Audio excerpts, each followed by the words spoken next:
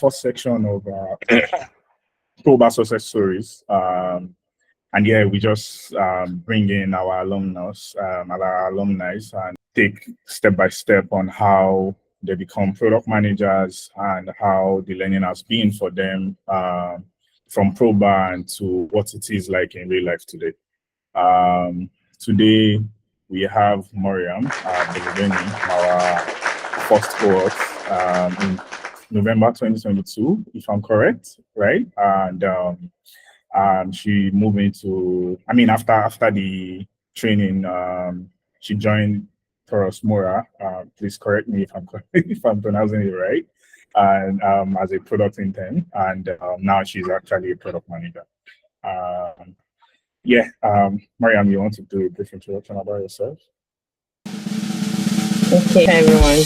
Good afternoon. Once again, my name is Mariam, and yeah, I'm currently working as a product manager with Taurus Mara. And I don't know if I should go back, but yeah, I joined Taurus Mara immediately after my NYSC. Yeah, that was after, also the same time I completed my training with ProBar, and yeah, it's been a bliss ever since. Roller coaster journey of learning, growing, improvements, but yeah, it's been wonderful so far.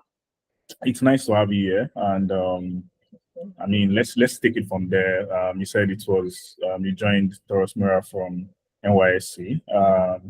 So yeah, do you want to tell us one of those things that you faced moving from NYSC to fintech? Right. To be honest, fintech is the big thing anybody wants to just jump on in immediately after NYSC. Mm-hmm. Be like a product in time. I know there will be like a huge chunk of features that the company will be doing as at that time. How do you navigate through this thing? And what was it like for you? Okay, so I'm going to start from my NYSC journey. My learning was mostly done during my PPA, because I had to balance PPA work with learning at the same time, because I made a point to myself that within that 1 year, I will not just do NYSC, I would learn something, and after NYSC, I'll work on that, because I knew that I knew that my degree was a plan B. So I had to now look for the plan A during the NYSC.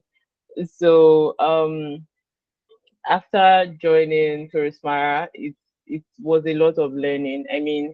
Fintech, you just start your product. Before Taurus Mara, I had not really worked in full-time organizations. I just done side projects here and there, learning, just trying to build experience and build myself. But after joining Taurus Mara, I was like, okay, this is full-fledged fintech. This is, everything. It's not just, okay, we're just transferring money from your sister to your brother. It was full-fledged, DeFi, everything. There was a lot of learning. For the first 2 weeks, I was like, okay, this is it. What are we doing here? Yeah, what is happening? There was a lot of features to understand, a lot of flows. YouTube was my best friend that period. I had to go and learn the meaning of a lot of things, and so that I could, because it was fintech is mostly fast-paced, so I had to catch up basically, because I'm not just joining as a developer that they'll say, oh, okay, this is what you're building, work on this. I have to be rounded in everything as a product manager, learn the business part, learn the finance, learn the UX part, and so I was able to scale through. I was able to manage and build myself and quickly get myself up to speed. But yeah, it's been. This is how it is for fintech startups, right? There is always every new day it's another opportunity to quench another fire, right? You build things and you be like, oh, we missed this, so let's add that. Okay, I think this is what you should do next. This is what the customers are asking for and stuff like that. Yeah. I really can't relate.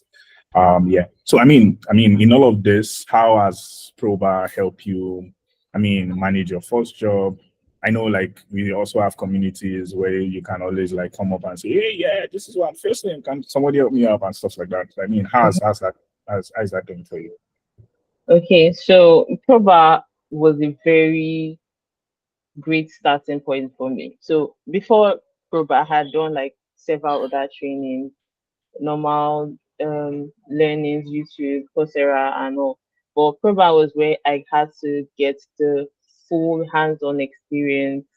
I mean, there was no designer, there was no developer, so we basically had to. It was just product managers, so we basically had to build everything from scratch. We even did design mock-ups. Like I'd never tried that in my life. I just used to see people doing it. I just wanted it. I'm like, oh, okay, that's nice. But when I got to ProBar, I had to like learn, understand, and see um products from a designer perspective.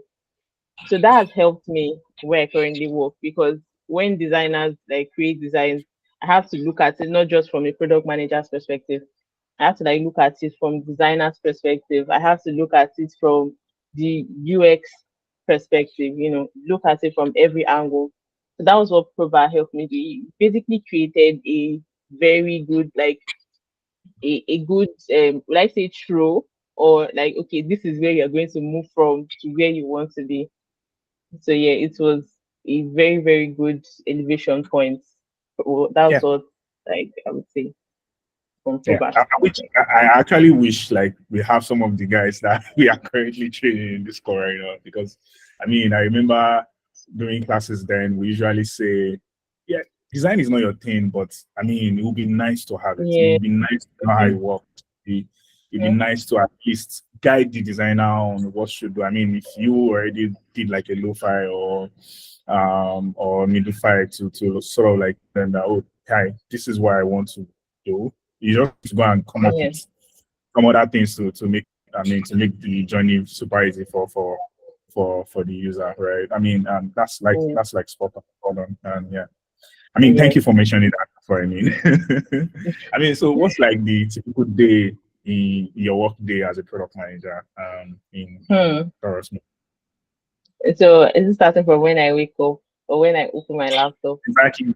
When you wake up, oh, maybe when you open your laptop.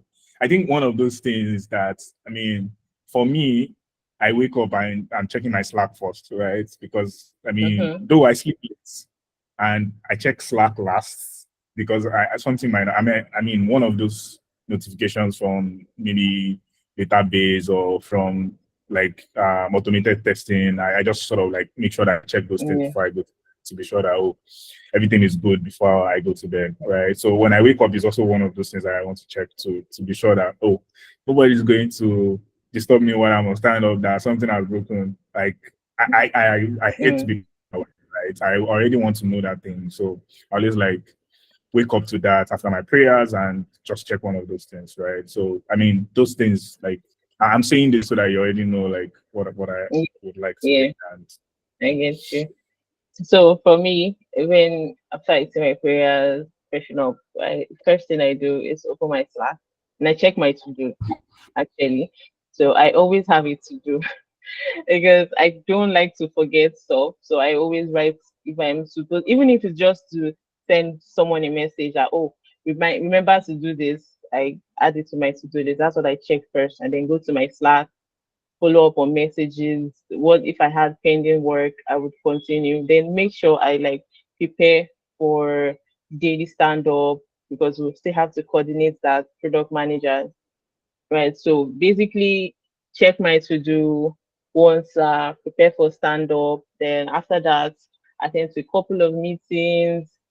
If there is anything to follow up on, I do that. Engineers, follow up on engineers tasks, follow up on designers tasks, make sure everybody is like working with the timelines and goals are set for the week, right? Because we want to make sure we achieve as much as possible before the end of any sprint or before the end of any goal week, right? So I just make sure I follow up with, especially on Mondays. Like that's always the first thing I do. So I do that on every other day, but Mondays I'm very, very, very extra particular about Mondays.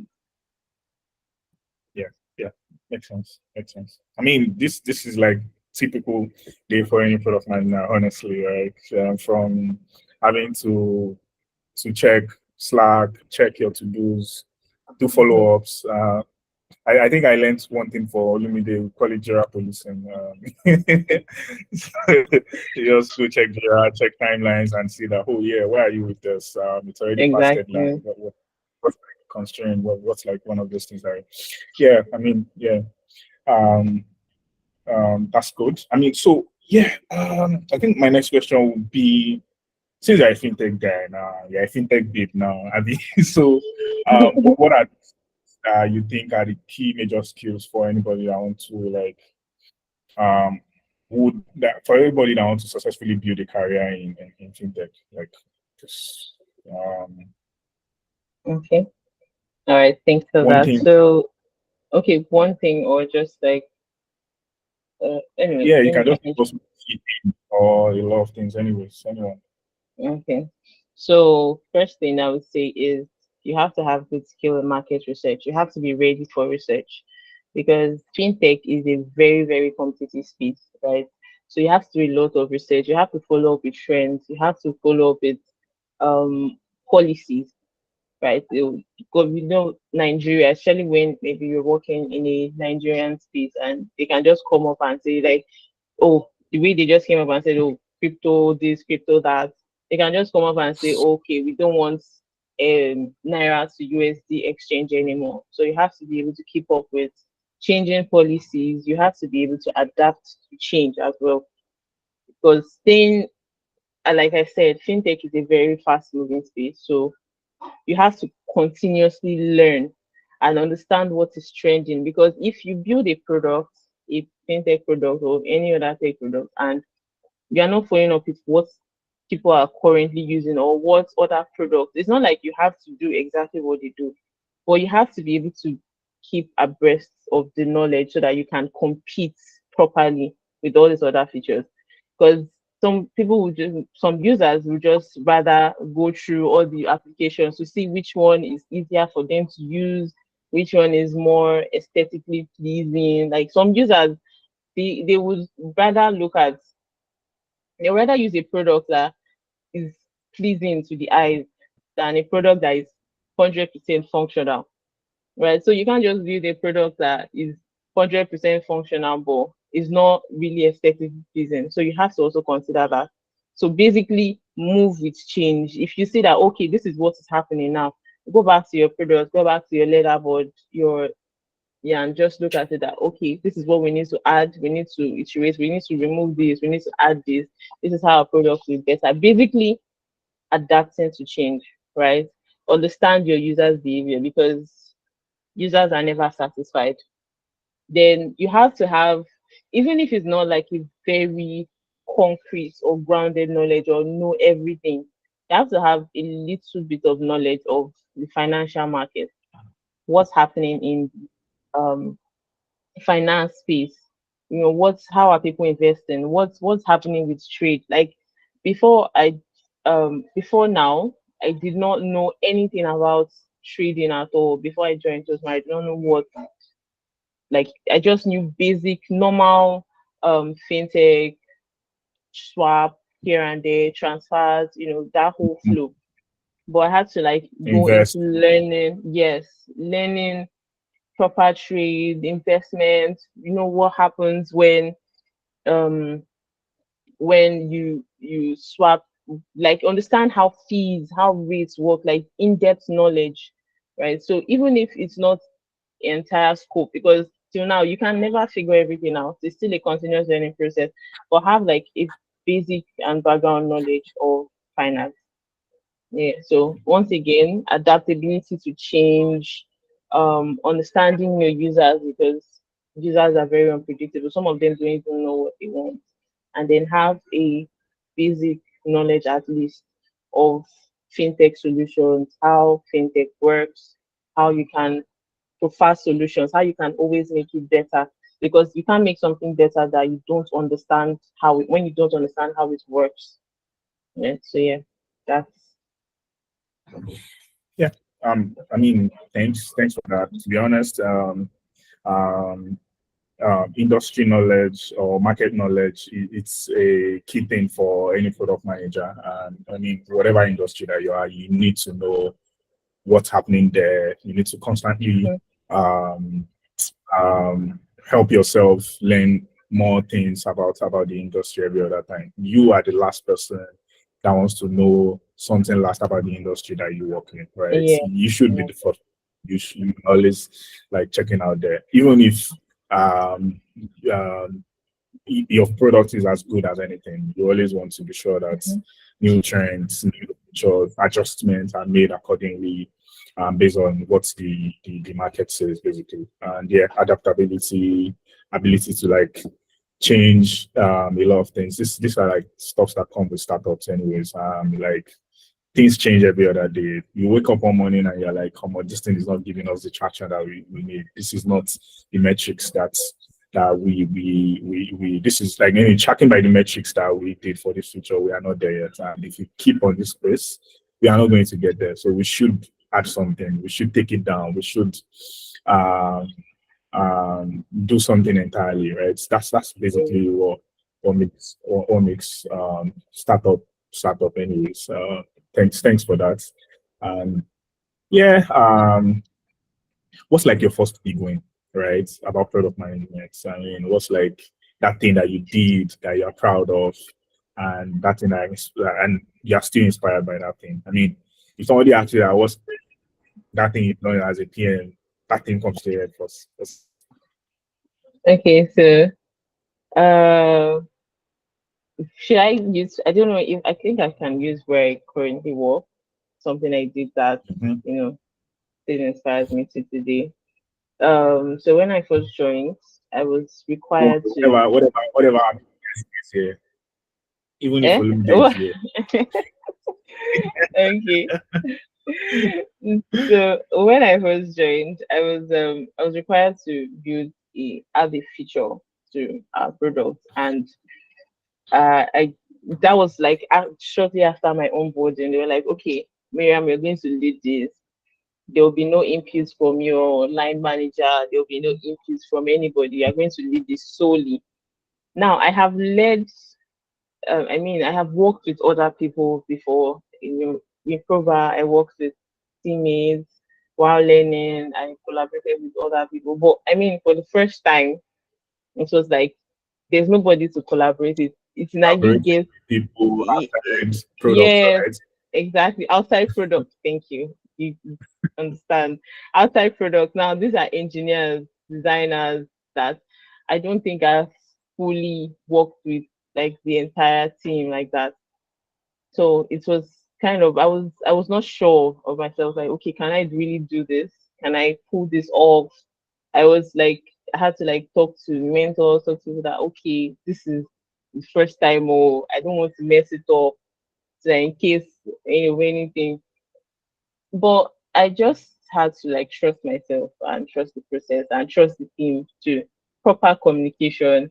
I had to communicate with them, talk to them that okay, these are the ideas I have for this feature. Does it work technically? Can we achieve this? I had to talk to them first. And after that, we moved it to the testing environment, tested and it worked. And then we met the stakeholders in charge at that time that okay, this is what we have, or does this make sense? And then it did. And it was shipped to when it was time for production deployment, so shipped to production deployment. I was like, okay, I just did that. I was so worried and so unsure of myself, but I was able to pull it off. And I was like, okay, if I can do this, I can literally do anything. Like there's nothing, if nothing is really stopping me again from achieving the highest point of my career. Because if even though it was not like a very, very large feature or a major feature, it was still a feature. And we moved it to testing environment and moved it to the production environment and it worked. So there's nothing stopping me from, achieving greater heights, doing bigger things, pushing bigger or greater features, to the production environment. And also it also motivates me as a person that okay, I can achieve the highest point of my career and I can keep growing, I can keep learning within the tech space. Yeah, so that was my moment, that was my motivation moment. Awesome, awesome. To be honest, how do you feel like after the whole thing? Do you actually go to the metrics that you build every morning to check how are people using this? How I Yes. know that's because for me, to be honest, like after my first, I remember Mhm. I built my first feature, and I always go and check the metrics. I want to know how many of it. What's like the usage? Like, how are these guys using it? Are people still I always using it? want Yes. to. Yeah. I know Yes. that feeling, to be honest. I know that feeling. Yeah. So,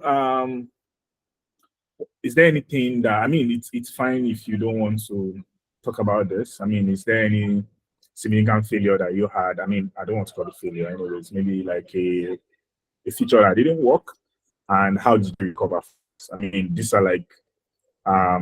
is like one of the crazy things that happens to product managers. They build features, and if it doesn't work, it sometimes drag them into having imposter syndromes. And so, I mean, the basic reason why we want to talk about this is just to see how you recover from this, and how you learn from that experience, basically, so that other guys can learn from it also. Okay. So in every let's start with this. In every success story, one way or the other, there's always like that point of down moments where you start to like doubt a lot of things. So yeah, Mhm. there was a time where we deployed like it was in a lot of rush. There was a lot of rush, there was a lot of pressure, That's, and I kind that's of what at started. that point, yes.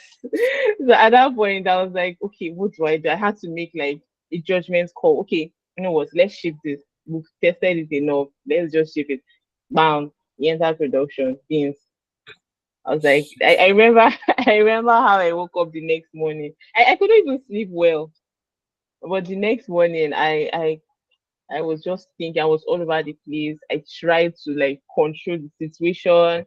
Had to talk to the engineers involved. We had to do like a rollback plan. I thought, honestly, I thought it would take weeks or months for me to recover from that. That I would always have to go back to that. But yeah, we were able to recover from, we were able to like roll it back and fix everything in their space. But at that point, I won't even lie, I doubted a lot of things. I was like, can't I make a judgment call? Can't I make a last minute decision? That what kind of why did I make that kind of decision and they went to go and move something that does not work as it's expected to? So it was just a lot. It was a lot for me. Like that whole week, it kind of messed with my whole week that time. But when I went back to my drawing board that okay, I can't let this affect me, right? I have to like work on this. So I went back, I communicated with everyone that I needed to do that we can't go forward with this.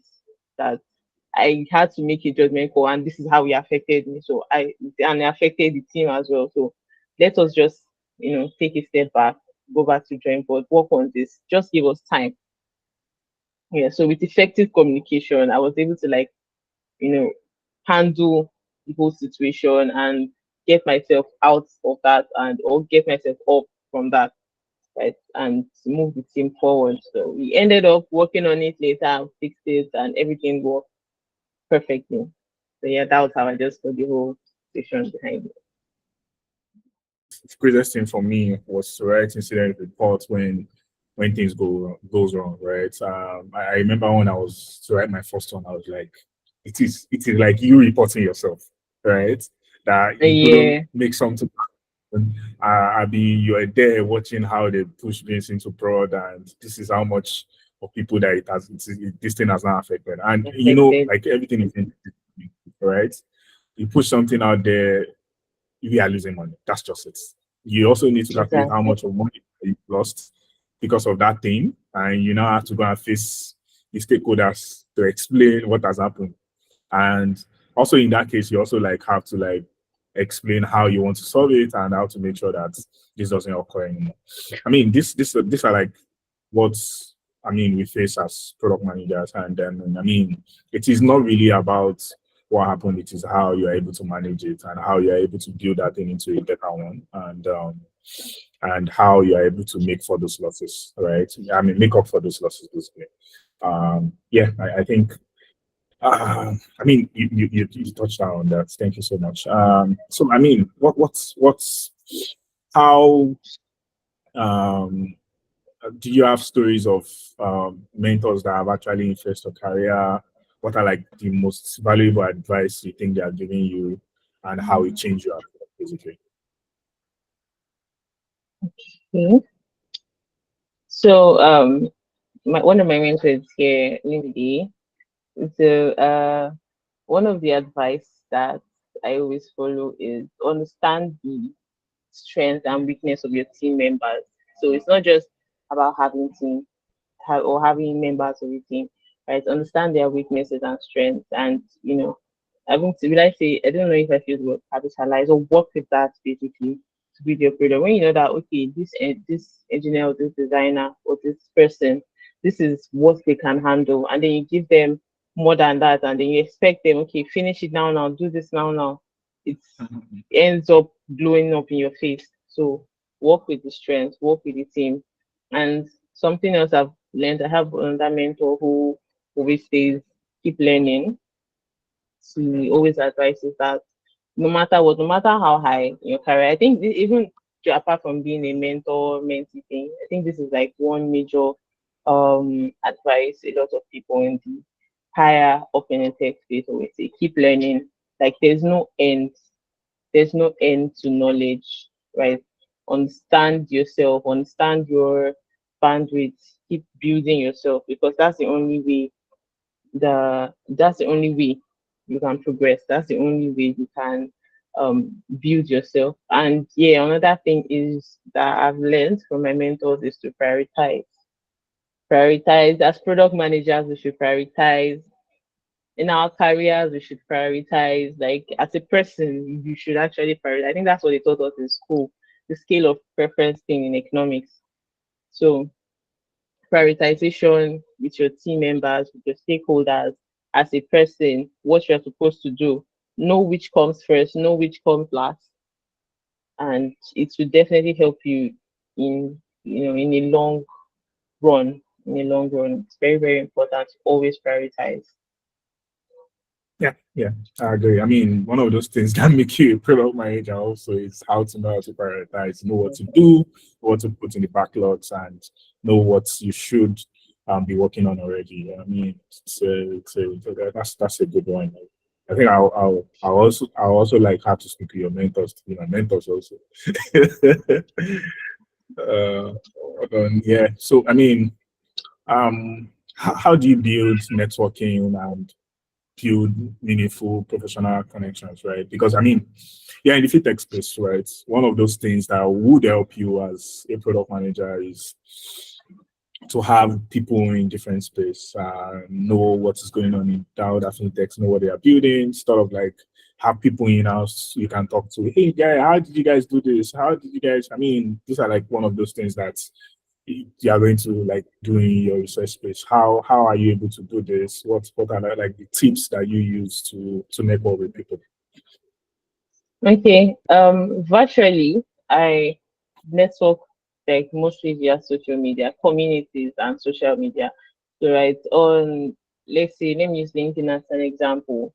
I see that okay, this person works with this in this fintech company and they're doing something that I'm interested in. So I follow the person, engage with that person, and when I see that okay, I need one or two things or I need insights, I can always reach out. And you'll be surprised how responsive people are on social media. Some people either it could be X or that's formerly Twitter or LinkedIn, and then communities too. That's one of the things we should do on ProBar, like that, or we do on ProBar, right? You can always reach out to other people. You don't know who is where and where, like who would help you or who would be a significant importance in your career. So you should always like communicate with other team members or other members of the community, right? So for me, it's majorly community, social media, and attending tech events. So I try at least once or twice to attend significant tech events, either significant to my career or something like just in general tech week. And when I go there, I don't just attend the event or listen to the events. I try to like network with meet one or two people. That's it. Sometimes it goes far. Sometimes it's to just end there. I'm not even going to lie. There are some people that have gotten their numbers, but I don't think I've ever spoken to them before. But I would just like to share like a very short story. The first product management related event, I think that was actually the first tech event I attended during my NYSC. So I started in Ogun State. So I had to come to Lagos for a weekend. I was like, okay, I want to attend. I really want to attend this event on Saturday. So I did. And I met this in process when during the breakout session, I met this lady. She said she was part of I think it was road trip here. I think it was road trip Cobbins. She said she was part of it. I was like, oh, okay, that's nice, that's interesting. She just said it was a general community for everybody in tech, every profession, product manager, designers, devs, everybody basically. I was like, okay, I would like to join when it's time to join a waitlist. I think that was the first community I actually joined when I started my tech career. And then along the line, they had a product management group. So someone just at that point, I had already done different courses in product management. I was like, oh, I'm not doing anything again. I'll just be applying for jobs. Anyone that happens, happens. Because I was already tired at that point. And then someone posted a link of ProBar training. And then I was like, what's ProBar? Because I had at that point, I had never seen it because we're the first step. So I had not seen it on LinkedIn or any social media platform yet.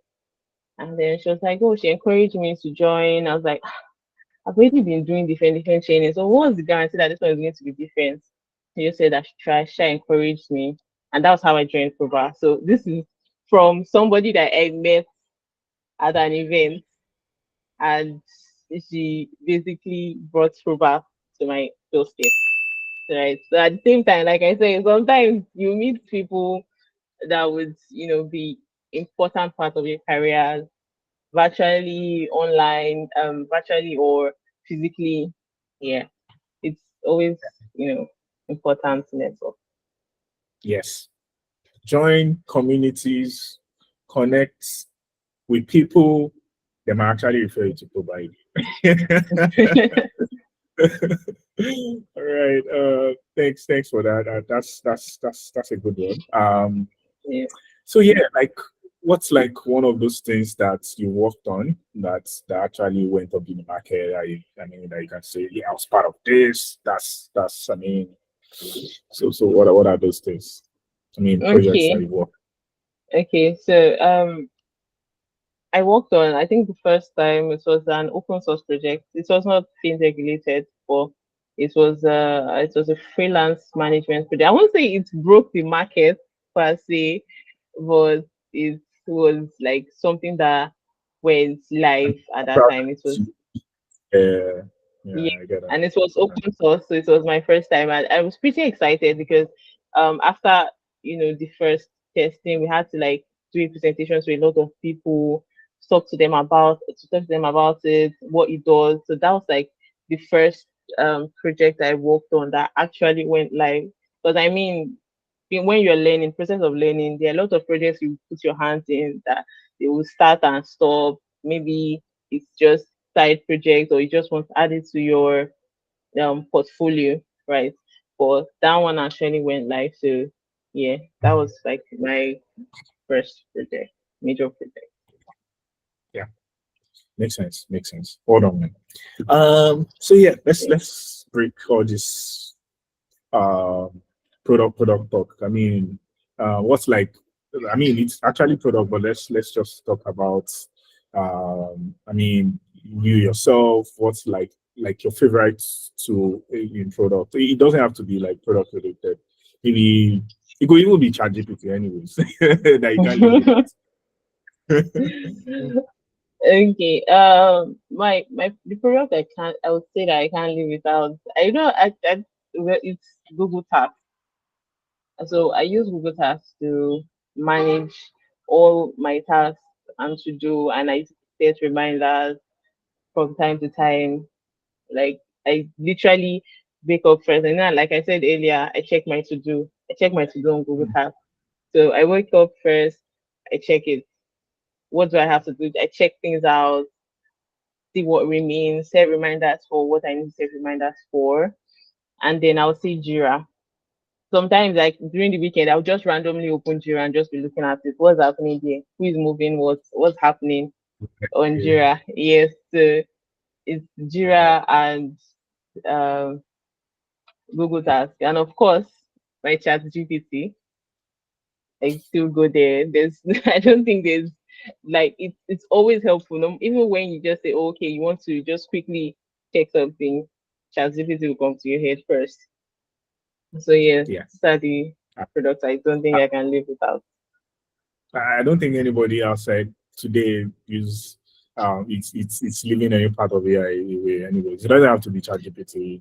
There's a Mm-hmm. lot of AI that people use anyways. And Jira, yeah. I mean, except that you're using another product management tool anyways. Mm, It's like a go-to for every product manager. You want to see what's going on, you want to see yeah, um the engineers yeah, are doing. how much time you have left. Because I mean people will also like come and ask you that, oh, this thing that you're building, when do you say you'll be ready? You have to go and look at Mhm. your gym. Yeah, It's you'll be ready. exactly to see what where the epic is, how many tasks have been done, and all that. Yes. Exactly. Yeah. Well done. That's good one. Yeah, so I mean, what's your like that thing, unconventional and unusual fact about yourself that people don't know? Like Mm. But it's like okay, not work related or anything, or product anything, related. something that you can Okay. share. Okay. So I have a very short attention span. That's Mm, one. So I can easily just get forget. distracted. Yeah, or I can just zone out. So I have that's one of the reasons why I have the task to, set reminders. And sometimes I set like 30 minutes reminders on my phone that okay, you have to do this, you have to do that. I have a very, very short, even um in meetings, I make sure like if I'm doing I don't do any other thing. I try to focus as much as possible on that meeting because if not, if I just leave that screen, It's I will not gone. know what's happening. It's gone. Start I will all not know over what's again. happening. I will not know what's happening again. So somebody says, okay, Mariam, what do you think about this? I'm like, okay. Ah! I know that feeling. So, Oh. yeah. And so I have a very short attention span. So I don't even try myself. I do make sure I'm not doing any other thing. Once I'm in a meeting, I focus on that meeting. Right. Yeah. And what else? Okay. I don't think it's necessary to mention, but fun fact, I used a size 44. Yeah. I think that's the only fun fact I have. Nice.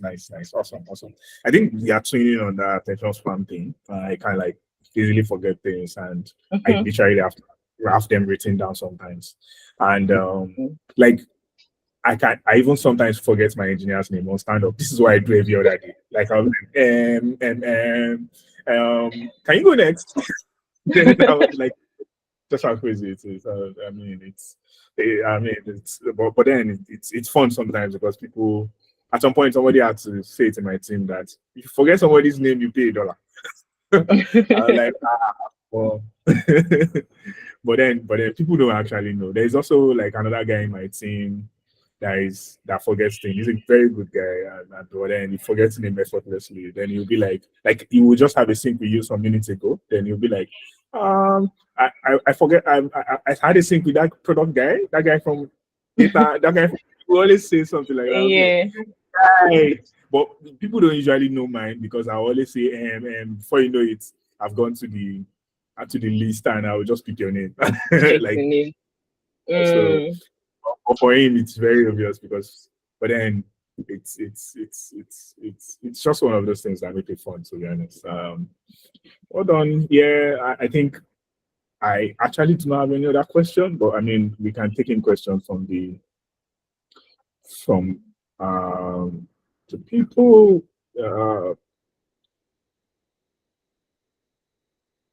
I think I'll take that to say no anyways. All right, thank you so much for joining us. And I mean, it's exciting to know that ProBar have some people that past 3 years and they are doing very, very good out there. To be honest, it's like one of those things that we like to preach also internally and say, just train us. We make sure you do this. We make sure we attend to this. We make sure we don't just train you. We make sure that, I mean, we expose you to opportunities. We make sure that when you have issues, wherever you are. Okay, I remember like Olumide dragging me into, I mean, the founder of ProBar dragging me into so many calls with somebody that has left and is having 1 or 2 issues with something I think I'm very good about. And I will say, come on, talk to this.